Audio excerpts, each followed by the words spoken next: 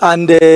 for the 3 days, they have been having a very consultative meeting discussing the various issues that affect the semester programs, particularly making sure the implementation is done well. They have also looked at the way the funding is utilized, apart from looking at the way the program itself is implemented, realizing that STEM is a critical component of the growth of the country today. This was a very fruitful meeting because a number of issues have been shared, a number of programs have been shared, even about the question of managing the junior school, which is very critical for us, having realized that the junior school programs and the learning areas have been rationalized, and therefore we require that information shared to all of them so that when they go back to the counties, they can be able to share with the teachers involved and the implementation, and also with the other officials that are left in the county. That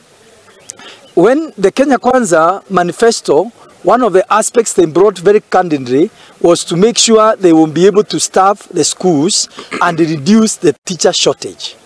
And that process started. And last year, you remember, we were given 56,000 teachers that were employed as permanent and others as intern. And you have also realized that even now the interns that began the process, the government has agreed they are going to be converted to permanent and pensionable. And then the process will continue as the funds are availed.